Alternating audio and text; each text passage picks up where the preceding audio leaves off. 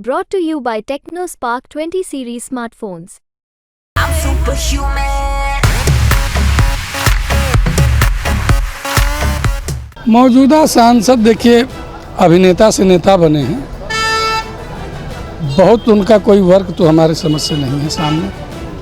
हाँ, सत्ताधारी दल का लाभ उनको जरूर मिल रहा है, लेकिन उनके कार्यों को अगर देखा जाए तो यहाँ की जनता उनसे असंतुष्ट नज़र आ रही है। मुझे लग रहा है कि समाजवादी पार्टी अभी की जो स्थिति है वो बहुत बड़ी टक्कर देने वाली है और जिसकी भी लड़ाई होगी वो सपा की होगी, सपा से ही होगी। यह सपा का गढ़ माना जाता है और दिनेश लाल यादव से उनके ही कार्यकर्ता भाजपा संतुष्ट नहीं, इसलिए लड़ाई बड़ी मुश्किल है। नमस्कार, मैं हूं राजीव कुमार और इस वक्त हम आजमगढ़ में हैं। समय समय पे हम सामयिक विषयों पे बातचीत करते रहते हैं और आज विषय है पत्रकारों से बात करने का, जिसमें कि 2024 की तैयारी चल रही है। 2024 में क्या समीकरण है, किस तरीके के चुनाव होंगे, अब की बार किस तरीके की तैयारियां हैं, तो जो एक जनता के अंदर बातें जाती हैं और पत्रकार के माध्यम से वो भी काफ़ी महत्वपूर्ण होती है। तो हम एक एक लोगों से बात करेंगे कि जिस तरीके का समीकरण चल रहा है राजनीतिक, क्या कहना होगा। क्या नाम है?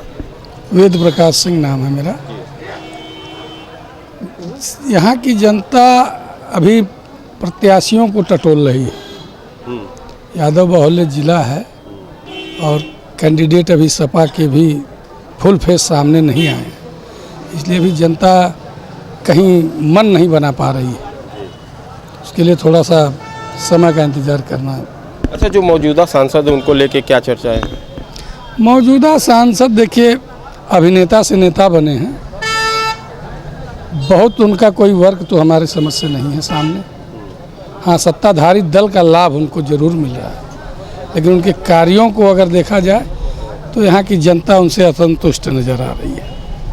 अच्छा, जो लड़ाई चल रही है, चाहे आप राहुल गांधी के पदयात्रा कह लीजिए, कांग्रेस, बीजेपी, सपा, बसपा, समीकरण के हिसाब से कौन मजबूत है?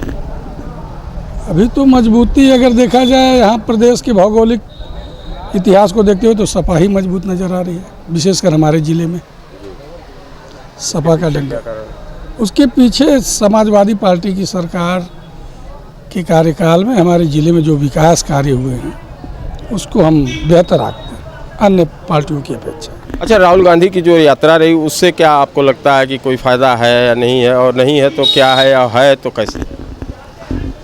नेता विहीन हो चुकी कांग्रेस अब आज वेंटिलेटर पर बैठी है, इसका अफसोस है। एक राष्ट्रीय पार्टी जिसके सिंबल पर कोई चुनाव लड़ने के लिए सामने नहीं आ रहा, इससे बड़ा दुर्भाग्य क्या हो सकता है? दुर्भाग्य। चलिए और बात करते हैं, समीकरण की ही बात कर रहे हैं, किस तरीके से आदमी चल रहा है आज की डेट में, जो माहौल है, क्या कहेंगे पूरा 24 को लेकर। पहले तो आप अपना नाम बताइए। जी, मेरा नाम डॉक्टर अरविंद सिंह है, पेशे से पत्रकार हूँ। मुझे लग रहा है कि अब जो धुंध थी वो धीरे धीरे छटती चली जा रही है और आजमगढ़ के सिनेरियो में देखेंगे पॉलिटिकल तो जो वर्तमान में सांसद हैं उनका विरोध केवल जनता में नहीं था, उनके पार्टी के लोग भी, मतलब जो अंतर विरोध कई बार खुल के सामने भी आया। हालांकि उनको फिर से मतलब टिकट मिल गया है, लेकिन एक समीकरण बदला है कि यहाँ से अखिलेश यादव समाजवादी पार्टी के जो अध्यक्ष हैं उनके चुनाव लड़ने की बात आ रही है और उसी क्रम में बसपा के एक नेता थे जो शाह आलम गुड्डू जमाली, उनको सपा में लाया गया और सपा से फिर वो विधान परिषद के सदस्य बने। आज उनका यहाँ सम्मान भी, स्वागत भी है, आज प्रथम बार आ रहे हैं। तो जो सिनेरियो है वो बदल गया है। तो मुझे लग रहा है कि समाजवादी पार्टी अभी की जो स्थिति है वो बहुत बड़ी टक्कर देने वाली है और जिसकी भी लड़ाई होगी वो सपा की होगी, सपा से ही होगी जो स्थिति है। मौजूदा सांसद का कामकाज कैसा रहा? क्या कामकाज देखिए, सांसद का क्या हो तो सरकार का ही होता है, लेकिन यह है कि अभी भाई साहब ने कहा, वरिष्ठ पत्रकार हैं, कि अभिनेता से नेता बने हैं। तो नेता से अभिनेता, नेता तो अपने आप में अभिनेता होता है, वो अभिनेता से नेता बने हैं। तो जिस संजीदगी से लोगों को मतलब टेकअप करना चाहिए था, जो नेता का गुण है, वो चीज़ नहीं हो पाया। अखिलेश यादव यहाँ नहीं आए, इस बात का विरोध होता था कि यहाँ पर आते नहीं थे। बावजूद अखिलेश यादव समाजवादी पार्टी और ने बहुत बड़ा काम किया आजमगढ़ के को लेकर, जान लीजिए, वह एक अलग विषय है। ये यहाँ रह के भी कोई उतना बड़ा उपलब्धि नहीं दे पाए जो रेखांकित किया जाए। जो समीकरण की बातें हैं क्या कहेंगे? ये जो समीकरण, मेरा नाम सौरभ उपाध्याय है। जो समीकरण की बातें हैं, तो अगर हम आजमगढ़ की बात कर लें तो आजमगढ़ के वर्तमान सांसद दिनेश लाल यादव निरहुआ जी हैं। जिस तरह इन्होंने अपने फिल्मों में गरीबों का मसीहा बनकर लोगों को दिखाया, उस तरह सांसद होते हुए आजमगढ़ में कुछ नहीं कर पाए। जो एक सांसद की गरिमा होती है उसको उन्होंने ताक पर रख दिया।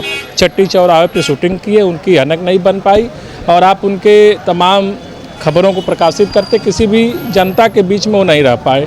न किसी के दुख सुख में जाना, न शामिल होना, किसी सरकारी अस्पतालों का न निरीक्षण करना, न तहसीलों का निरीक्षण करना, केवल अपने व्यवसाय में लगे हुए रहे। इसलिए आजमगढ़ की जनता ने ठाना है, जो हम लोगों के सूत्र बता रहे हैं कि आजमगढ़ अब कह रहा है कि बाहरी प्रत्याशी होगा तो हम लोग मतदान नहीं करेंगे। ऐसा अभी तक की रिपोर्टिंग है। तो ओवरऑल समीकरण क्या है राजनीति का? अब सपा से कैंडिडेट आने के बाद स्पष्ट हो जाएगा। हम लोग दूध को दूध, पानी को पानी कहने वाले हैं। यह सपा का गढ़ माना जाता है और दिनेश लाल यादव से उनके ही कार्यकर्ता भाजपा संतुष्ट नहीं, इसलिए लड़ाई बड़ी मुश्किल है। खुर्रम आलम नवानी मेरा नाम है। राजू जी, जो आपने कहा सवाल बिल्कुल सही कि जोड़ तोड़ का सीधा उदाहरण अभी आप देख सकते हैं कि जिस तरह से शाह आलम बसपा के 2 बार के विधायक रहे, AIM से भी चुनाव लड़े और समाजवादी पार्टी उनको अपने पास ले आई, MLC बनाया और उनका स्वागत समारोह भी हो रहा है। और इसलिए हो रहा है कि अगर आप देखेंगे 2022 का उपचुनाव जो हुआ था आजमगढ़ में, उसमें समाजवादी पार्टी के मजबूत नेता या बल्कि सैफई परिवार के धर्मेंद्र यादव को की हार का मुख्य कारण शाह आलम को माना गया, क्योंकि इन्होंने एक ऐसा समीकरण बैठाया बसपा ने और एक मजबूत तरीके से इन्होंने एक वोट अपनी ओर किया और समाजवादी पार्टी हार गई। उसके बाद समाजवादी पार्टी पूरी तरह से चिंतित थी कि कहीं ना कहीं अगर फिर बसपा शाह आलम को प्रत्याशी बनाती तो निश्चित रूप से अगला चुनाव भी आसान नहीं होगा, भले ही अखिलेश यादव मैदान में आ रहे हैं। तो उन्होंने इस तरीके से इनको अपने पास लिया, या जोड़ तोड़ की ही राजनीति हम कह सकते हैं। लेकिन दूसरा सवाल जो आप कह रहे हैं कि सिनेरियो, तो अगर आजमगढ़ की अब तक की स्थिति का हम आकलन करें तो पूरी तरह से समाजवादी पार्टी के पक्ष में 2024 का इलेक्शन जाता हुआ दिख रहा है। और जैसा कि हमारे और साथियों ने बताया कि अखिलेश यादव, एक तरह से लगभग कन्फर्म है कि आजमगढ़ से अखिलेश यादव ही प्रत्याशी बनेंगे समाजवादी पार्टी के। तो ऐसे में भारतीय जनता पार्टी के लिए बहुत ही मुश्किल होगा इस चुनाव को जीत पाना। लेकिन एक सवाल जनता अखिलेश यादव से भी पूछेगी कि अगर आपको 2024 में आजमगढ़ से लोकसभा का चुनाव लड़ना ही था तो 2019 में इन्होंने क्यों वाकवर दिया? और उसी वाकवर का रीज़न रहा कि भारतीय जनता पार्टी ने आजमगढ़ में अपनी जीत दर्ज कराई। तो ऐसे में अगर हम अगले चुनाव की बात कर रहे हैं, इस चुनाव की बात कर रहे हैं, तो निश्चित रूप से समाजवादी पार्टी को एक तरीके से राजनीतिक समीकरण को देख लें, आजमगढ़ की भौगोलिक दृष्टिकोण को देख लें, या पिछला जो आजमगढ़ का इतिहास रहा है उसको देख लें, तो समाजवादी पार्टी को पूरी तरह से फ़ायदा दिख रहा है अभी तक। वर्तमान सांसद के बारे में पूछा जाए तो कैसा रहेगा कार्यकाल रहा और उनके बारे में क्या? तो ये तो हमारे सभी साथियों ने बताया और आप भी इस चीज़ को देख रहे हैं कि वो अभिनेता ज़रूर हैं पर नेता नहीं हो पाए हैं। जहाँ जिस तरीके से उनको ज़रूरत हो वो उस चीज़ को हैंडल नहीं कर पा रहे हैं, किस तरह से जनमानस के पटल में जाना चाहिए। हाँ, कुछ काम ज़रूर हुआ है लेकिन वो हम सांसद की ओर से नहीं कर सकते, वो भारतीय जनता पार्टी के काम को कहेंगे। उत्तर प्रदेश में और केंद्र में दोनों भारतीय जनता पार्टी की सरकार है, तो अच्छा काम है भारतीय जनता पार्टी की, हम सराहना भी करेंगे। या हम ये भी नहीं कह सकते कि बिल्कुल उसको निगलेक्ट करेंगे। चाहे विश्वविद्यालय, एक बहुत बड़ा काम भारतीय जनता पार्टी ने किया है, इससे कोई इनकार नहीं करेगा, लेकिन इसमें हम सांसद को क्रेडिट नहीं दे सकते। कुल मिला के समीकरण क्या रहेगा?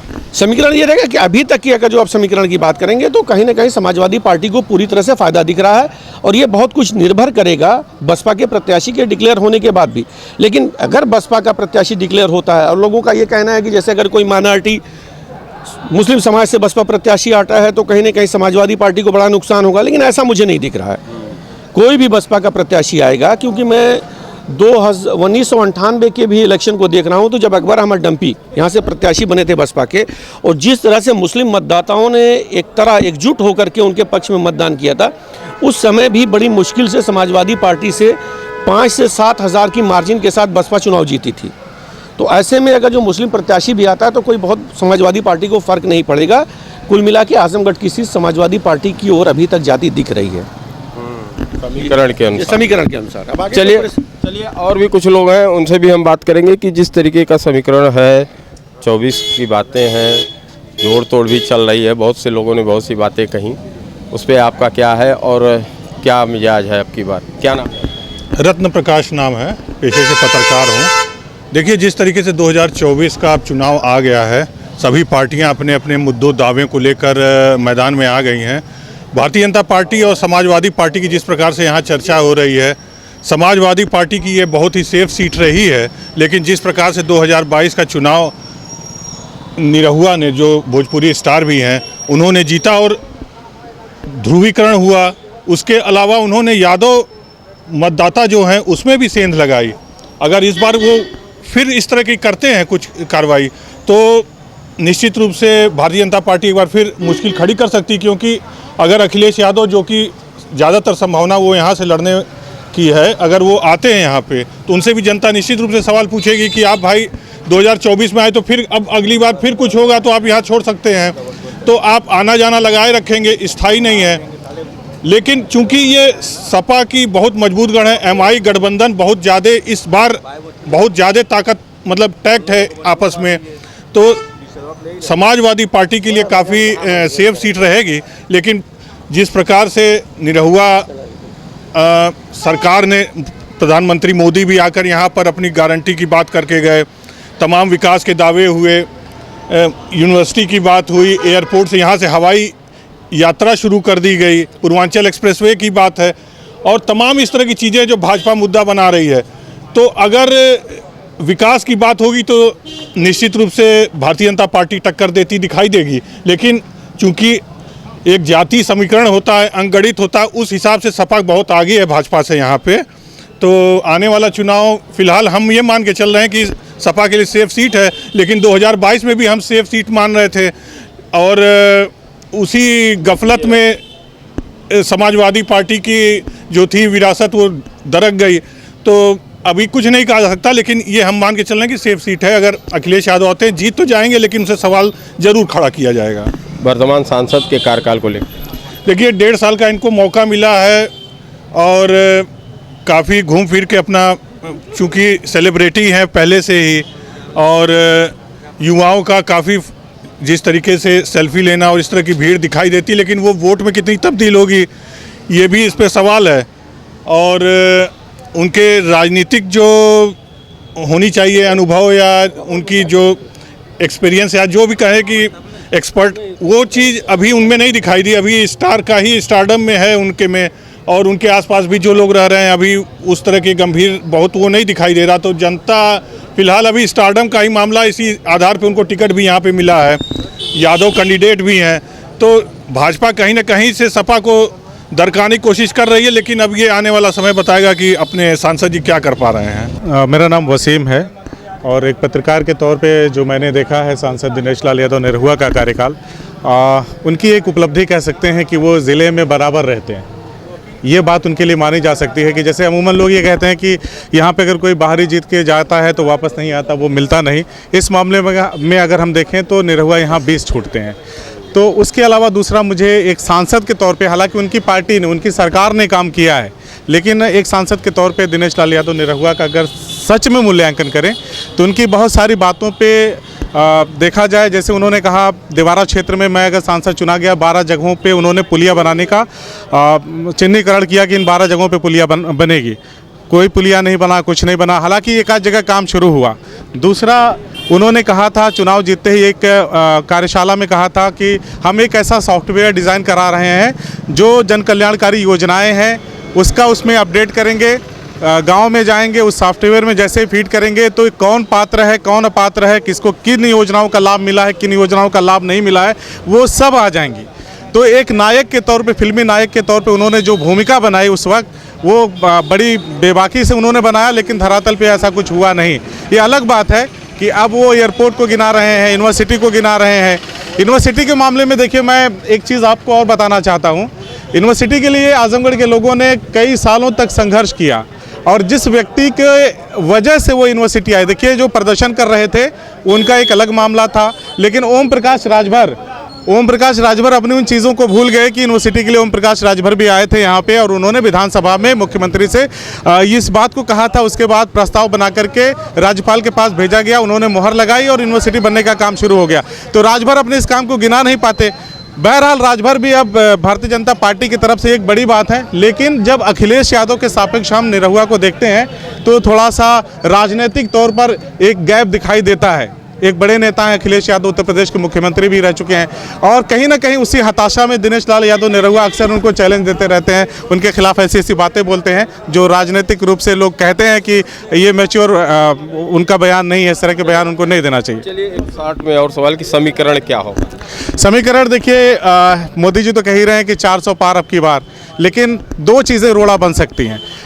कहा जा रहा है, कयास लगाया जा रहा है कि अगर आचार संहिता की घोषणा के बाद, चुनाव के जो कार्यक्रम है उसकी घोषणा के बाद मायावती जी को विपक्षी गठबंधन इंडिया जो है वो पीएम पद का कैंडिडेट घोषित करने वाला है।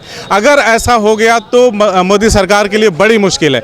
दूसरी बात, इलेक्टोरल बॉन्ड वाला जो किस्सा है वो हम सभी देख रहे हैं कि उस पर कितना बवाल मचा हुआ है। ऐसी ऐसी कंपनियों के चंदे का खुलासा हो रहा है जिसको SBI देने के लिए मुकर रहा था, कह रहा था कि 6 महीने में से पहले वो डेटा